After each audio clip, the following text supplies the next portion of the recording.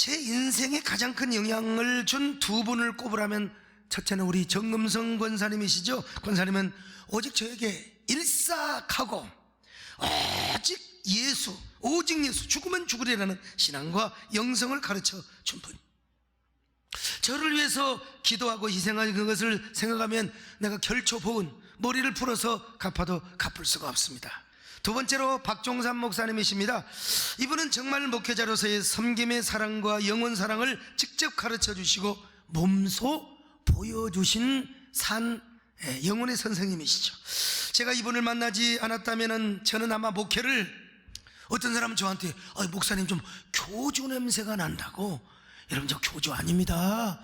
저는 예수님의 종이고 여러분을 섬기는 사람이고 영혼을 사랑하는 지도자입니다. 그런데 진짜 그럴 수 있어요. 제가 이 목사님을 만나지 않았으면 아마 억압하고 주장하는 목회를 했을 것입니다.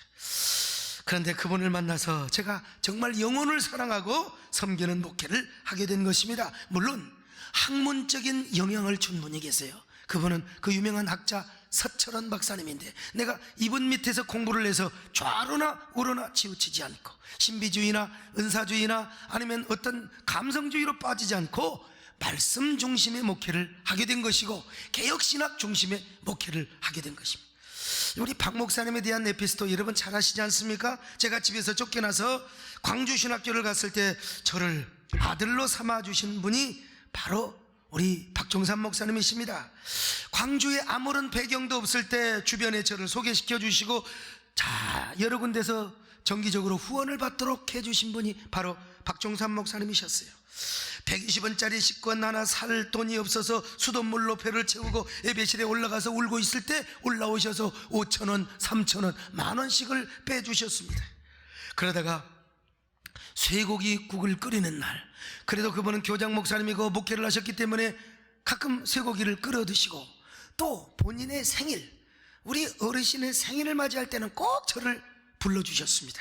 근데 문제는 사모님이 국을 드실 때 목사님과 당신의 아드님 국그릇에는 쇠고기 건더기를 막 이빠이 만땅으로 넣어주시는데 나한테는 국물하고 무 건더기만 충만하게 주시는 거예요. 아이고, 내가 얼마나 사모님이 저를 미워서가 아니라 아무래도 가족 사랑, 자녀 사랑을 하는 것이 아니겠습니까?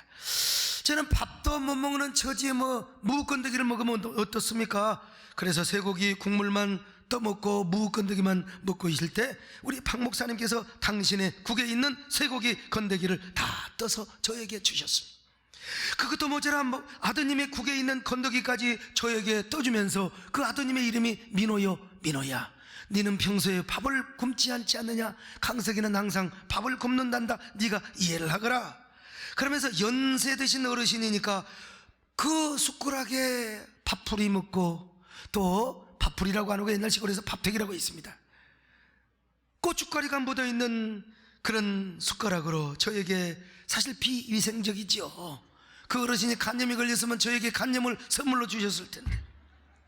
그러면 사모님께서 목사님에게 막 눈을 깜박깜박 하면서 아들에게 국그릇에다 소고기 건더기를 갖다 주면서 목사님에게 뭐라고 말한 줄 아십니까?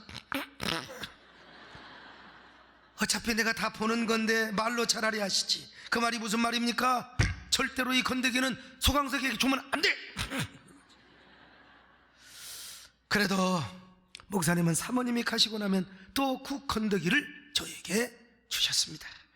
저는 목사님의 사랑이 얼마나 애틋하고 감사하든지 눈물인지 국물인지 알 수 없이 훌쩍훌쩍 소고기를 씹습니다. 그러면 가만히나 계실 일이지 목사님께서 저의 등을 타독이시면서 이렇게 말씀하시는 거예요. 강사가, 울지 말고 많이 먹어라. 앞으로 큰일 하려면 건강해야 되느니, 앞으로 크게 쓰임받는 종이 되려면 잘 먹고 건강해야 된다.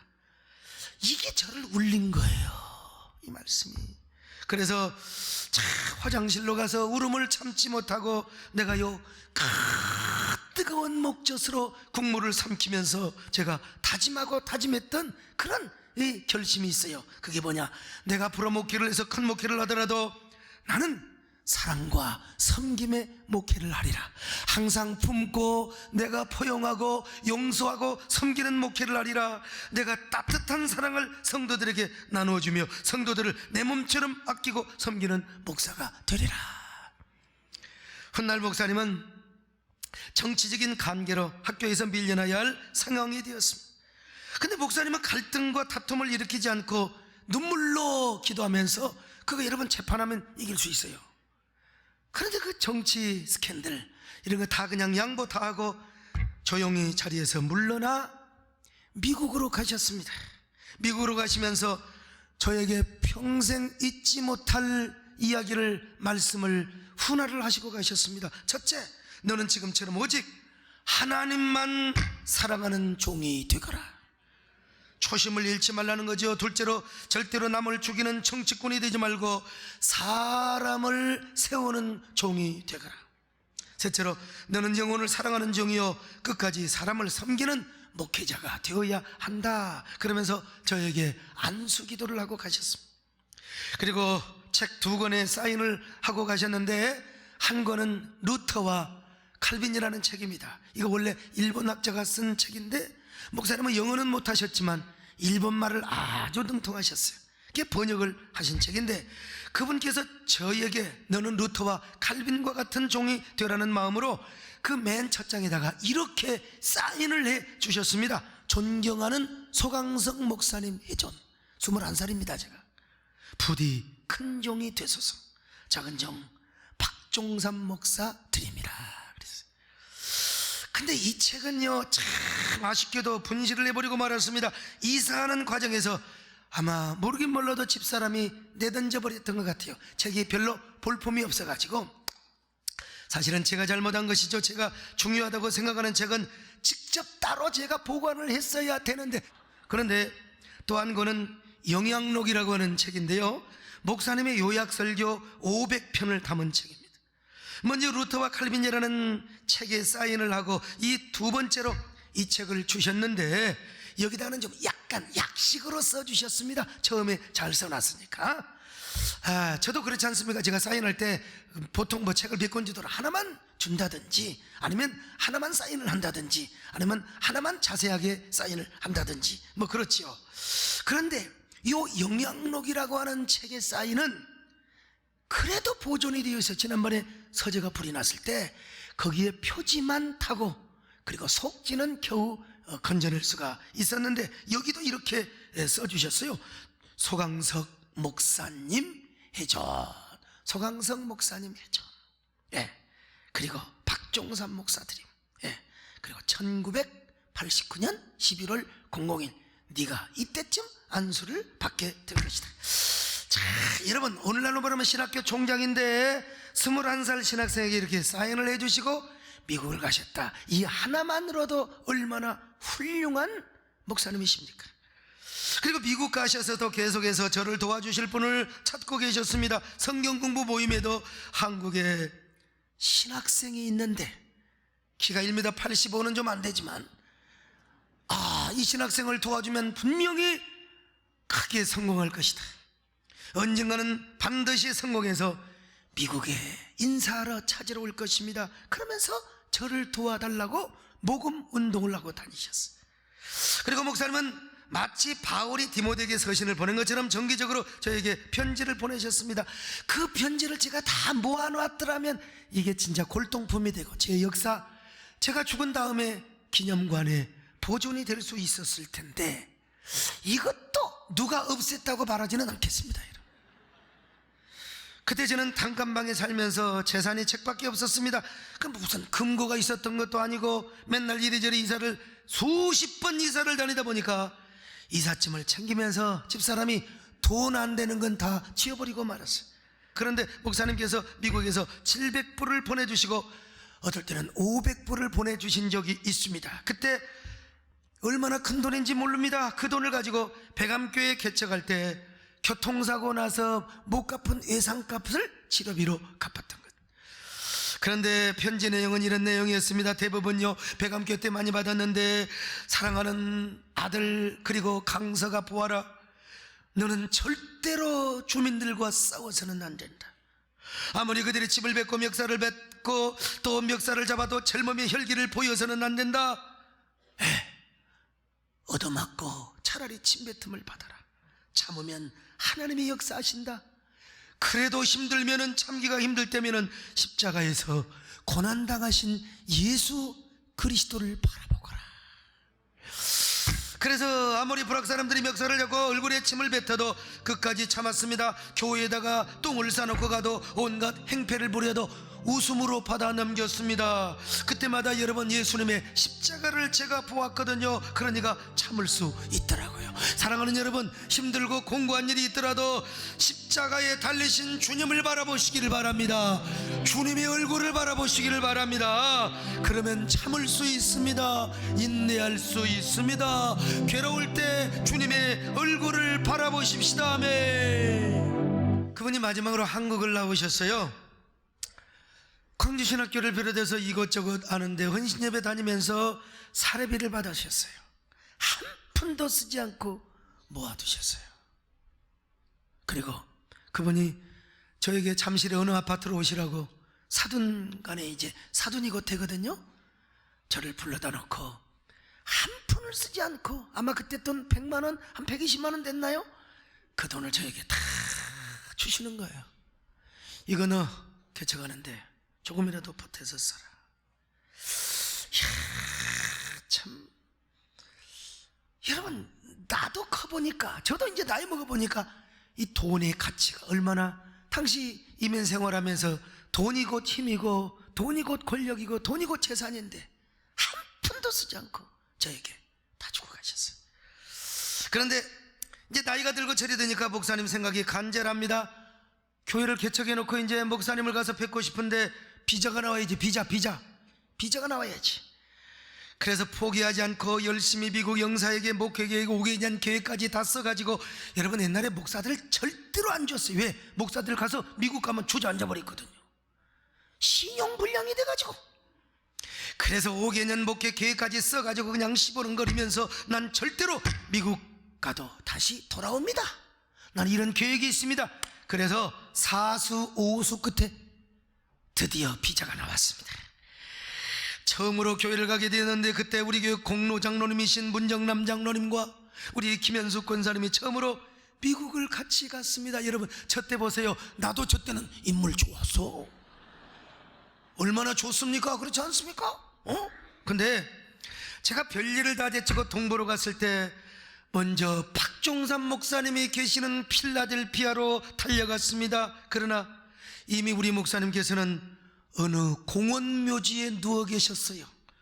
그때 목사님의 아드님께서 절대로 무덤에 찾아오지 말고 꽃다발도 갖고 오지 말라고, 목사님이 유언을 남겼다고, 무덤에 가면 안 된대요. 꽃다발도 가져가면 안 된다고. 그런 게 어디가 있습니까? 제가 꽃다발 3개를 사가지고 갔습니다. 그리고 목사님의 무덤 앞에 꽃다발을 드리며 엎드려서 얼마나 울었는지 몰라요. 정말 기가 막힌 눈물이 쏟아지는 거예요. 그렇게 목사님의 묘지 앞에 엎드려서 서럽게 울자 옆에 계시던 사모님께서 저에게 이렇게 말씀하시는 거예요. 소 목사님, 울지 마라. 목사님이 그렇게 서럽게 우니까 나도 눈물 나잖아. 일어나봐. 내가 우리 소 목사에게 사과할 것이 있어. 아니, 사모님, 저한테 사과할 것이 뭐가 있단 말이요? 그거 있잖아, 본인이 말씀하시더라고. 그 옛날 소고기 건더기 사건 있잖아. 아이고, 사모님 별 말씀을요. 저는 기억도 안 나는데요. 뭐가 기억이 안 나요? 지금도 다 머릿속에 박혀 있는데 위선을 떨었던 것이죠. 그런데 사모님께서 이런 말씀을 하시는 거예요. 그때 700불 보낸 거 있잖아. 내가 미국에 와서 너무 생각해 보니까 내가 소목사 너무 팍대했던 것 같아. 구박하고. 그래서 내가 너무 미안한 마음으로 접시를 닦아서 모은 돈 700불을 보내고, 그리고 재봉일을 해가지고, 여러분, 재봉일을 해가지고 500불을 보내주셨다는 것입니다. 우리 송대관 집사님, 미국의 옛날 80년대 500불 700불이 얼마나 큰 돈입니까, 여러분? 예? 이민생활 해보셔서 알 거 아니에요? 토스트 많이 팔아봐서 아실 거 아닙니까? 사모님께서 그렇게 말씀하셨을 때 내 마음의 상처가 순식간에 싹 가셔버리는 거예요. 그리고 기후로 제가 항상 동부만 가면 제가 사모님을 찾아뵈었습니다. 워싱턴을 가든지 뉴욕을 가든지 반드시 사모님과 묘지를 항상 찾아보고 왔어요. 그리고 미국에서 집회하면서 받았던 사례비 5,000불이 됐건 10,000불이 됐건 저는 다 우리 사모님께 드리고 왔어요. 훗날 사모님께서 연로하셔서 요양원에, 양로원에 계셨습니다. 제가 뉴욕이나 워싱턴을 가면은 4시간 차를 타고 필라에서 거의 한 40분, 1시간 그 외곽에 있는 곳까지 제가 갔다가 왔어요. 그러면 이미 사모님은 이제 풍을 맞으셔서, 영어로 이제 스트로크라고 하죠. 이게 중풍 환자가 되어가지고 몸을 비틀비틀 가누지도 못하고 이 휠체어를 타시고, 그런데도 제가 도착하기 전 30분, 1시간 전에 그 요양원 정문에 탁 햇빛을 받으면서 저를 기다리고 있는 거예요. 제가 가면 웃으시면서 웃는 것도 얼굴이 비틀어지는 거예요. 비틀어지죠. 우리 목사님께서 살아생전에 수많은 신학생들과 목사님을 도와주었지만 이렇게 있지 않고 찾아와 주는 사람은 우리 서목사밖에 없어. 너무 고마워요. 이렇게 나에게 찾아오고 또 이렇게 크게 사역하는 모습을 천국에서 우리 박 목사님이 보면은 얼마나 기뻐하실까. 내가 옛날에 서목사한테 구박하고 따뜻하게 해주지 못하는 거, 소고기 사건이요? 제가 안도하죠. 미안해요. 저는 휠체어를 탄 사모님을 안아드리며 감사의 마음을 표현하고 왔어요. 이 세월이 흐르니까 사모님도 돌아가시죠. 내가 안면마비 왔을 때 바로 사모님이 돌아가셨어요. 그래서 저 대신 집사람이 비행기를 타고 뉴욕에서 또 버스를 타고 차를 타고 필라까지 가서 장례식에 참여하고 왔습니다마는, 여러분, 저는 그뿐이 아닙니다. 저를 도와주었던 사람들 다 찾아다니면서 제가 그분들 기도하고 선물을 가지고 갔어요. 그분들이 뭐라고 이야기한 줄 아십니까? 목사님, 선물보다 중요한 게 목사님의 기도입니다. 어쨌든 지난번에 제가 필라델피아에 갔을 때도 박 목사님 묘지와 사모님 묘지를 찾아보고 왔습니다. 세월이 많이 흘렀지요. 참, 그 어린 신학생이 벌써 중년의 목사가 되어 있으니 말이죠. 가끔씩 제가 우리 박종산 목사님이 쓴 영향록 책을 봐요. 근데 이 책은 좀 고서요. 글씨도 뿐만 아니라 뭡니까? 내용도 올드하고 문체도 올드하고, 설교가 요즘 대지만 있으면 모르지만 대지 안에 소주 안에 또 조그마한 소지. 그러니까 이게 너무 복잡해요. 옛날에는 그렇게 설교를 했지만 요즘은 이렇게 스토리텔링으로 쫙 하거든요. 근데 저는 출판 생각도 못했는데 목사님의 장녀이신 박은희 권사님께서 한국에 오셔서 자신이 죽기 전에, 그분도 이제 연로하셨어요, 아버님의 저서를 다시 한번 출판해서 아버님을 기념하고 싶고, 그리고 목사님들에게 좀 보내주면 좋겠다고 자기가 천권을 찍겠다고. 천권 가지고 택도 없어요 사실은. 아내가 그 말을 들었어요. 광주신학교에서 연락이 오잖아요. 내가 왜 그 생각을 못했을까. 문장도 구어들이 많고 박 목사님께 혹시라도 이 책 출판하면 누가 되지 않을까, 저는 그런 생각도 못했거든요. 그런데 역시 혈육이 커.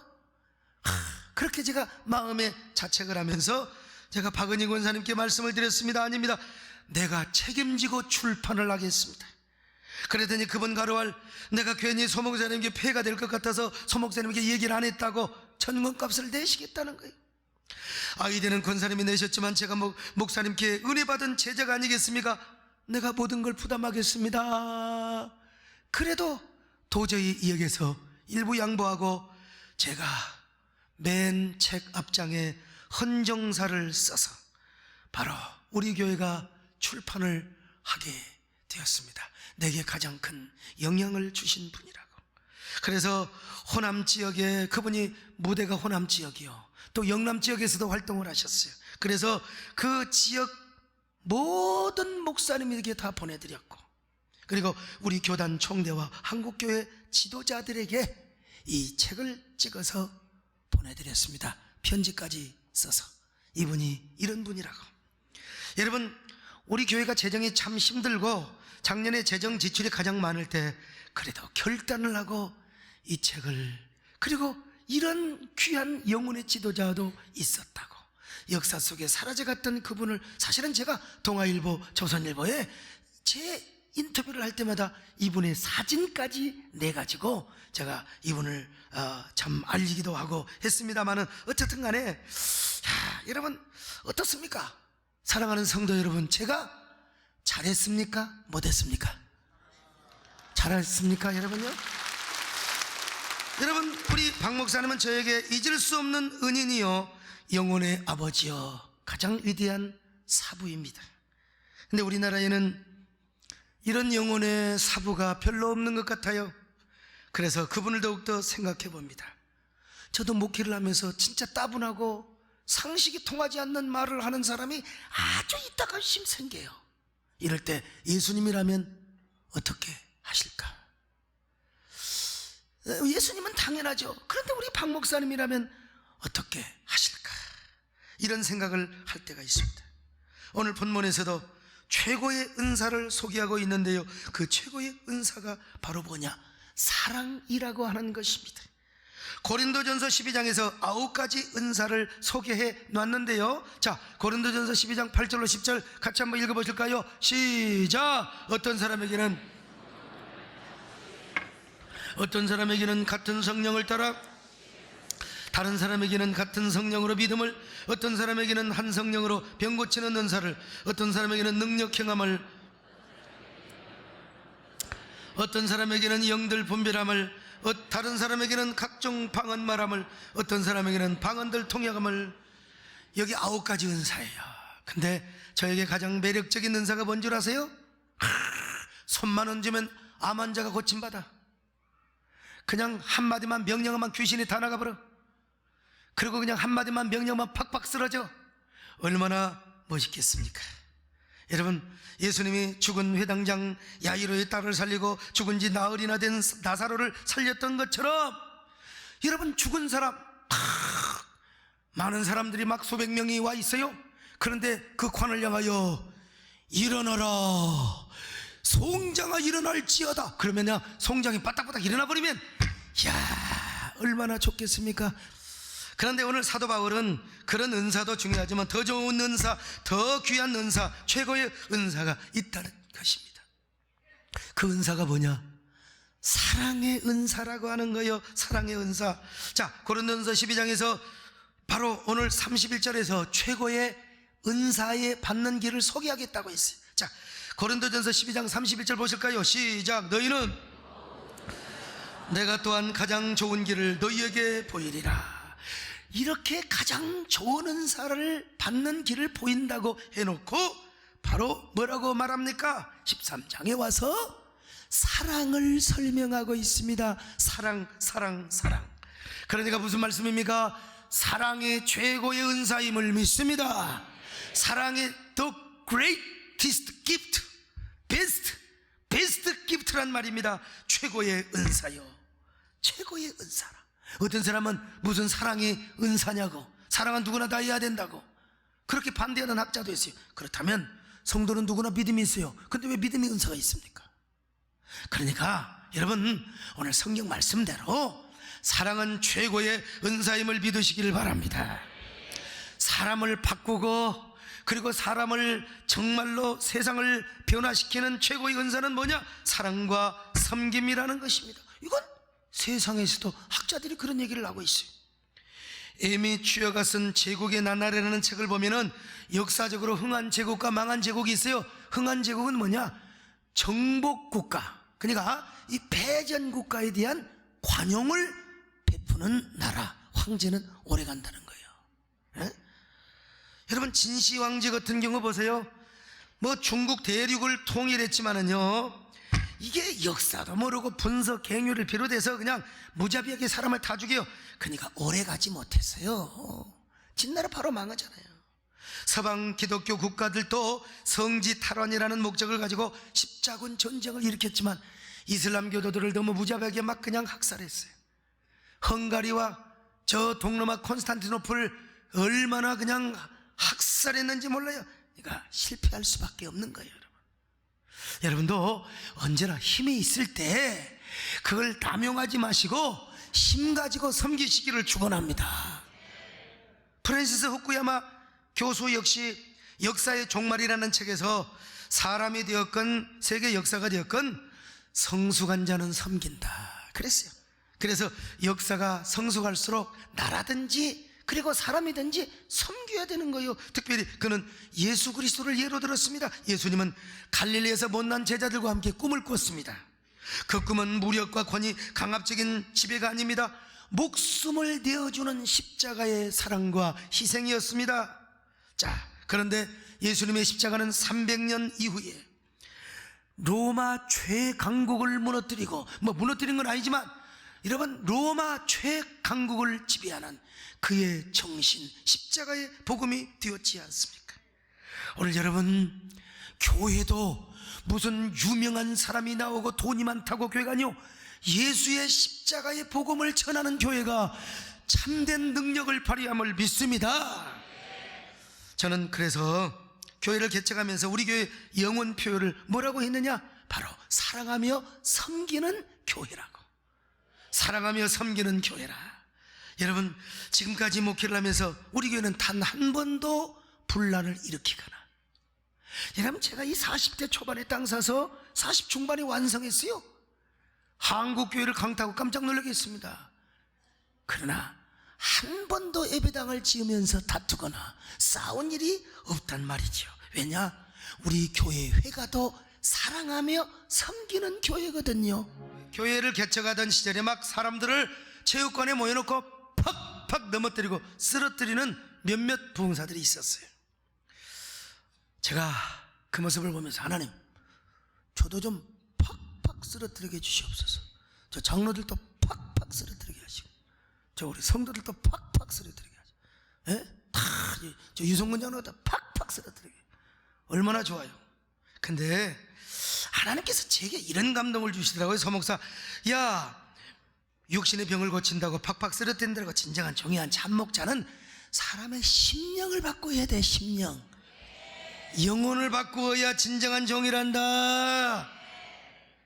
그래서 저의 사역을 보면요, 제가 안수를 하고 고침을 받는 치유 기도를 통해서 병 고침 받는 역사도 없지 않아 있지만, 사실은 목회적인 은사로, 목회적인 선물로 하나님이 주신 것 같아요. 특별히 예배당을 지을 때 얼마나 많은 기적들이 나타났습니까? 자기들이 새벽 기도하고 자기들이 응답받고 나설 때가 되니까, 목사님 기도해 주세요. 그거 딱 기도해. 예, 나설 때가 되니까. 자, 그래서 저는 목회가 참 견고합니다. 우리 교회처럼 건강한 교회가 별로 없어요. 예, 물론 다른 교회 건강한 교회 많이 있지만, 왜 그러느냐? 어떤 사람은 자기가 은사 받았다고, 능력 받았다고, 여러분, 내가 기도하니까 이렇게 고침받고, 내가 기도하니까 이런 기적이, 이런 사람들 치고 별로 말로가 좋지가 않아요. 여러분, 매주 편지가 옵니다. 지난주도, 내가 그 사람 어떻게 압니까? 방송 설교를 듣고 위암인가 고침을 받았다고. 아니, 병원에 가서 방송 설교를 듣고 그냥 성령의 불이 팍 임했는데, 병원 가서 검사해보니까 깨끗하게 고침받았다. 비서실에 여러분 편지가 와서 꼭 목사님께 전해달라고. 내가 그걸 어떻게 합니까? 내가 그분을 위해 기도합니까? 이게 저는 뭐냐?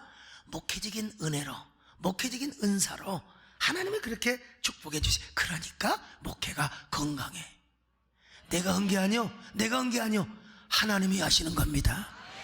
나는 목적어에 불과하고 하나님이 하시는 거예요. 자, 그래서 여러분, 건강한 목회를 하고 있어요. 어떤 사람은요, 찾아보려고 해도 찾아볼 수가 없어요. 바람처럼 왔다가 바람처럼 사라지는 사람이요. 나는 이렇게 그래도 길게 건강하게 쓰임받는 거 보면, 하나님의 은혜입니다.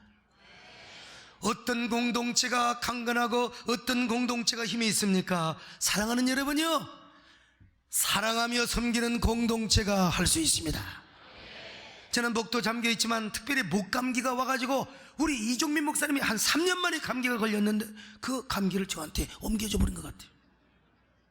그래도 제가 오늘 이 설교를 행복하게 하고 싶어서 오늘 이 자리에 선 것입니다. 여러분, 할 수 있으면 우리 중직자들이요, 교회를 깊숙이 들어와서 교회를 봉사하는 사람은 이런 사랑과 섬김의 은사를 구해야 돼요.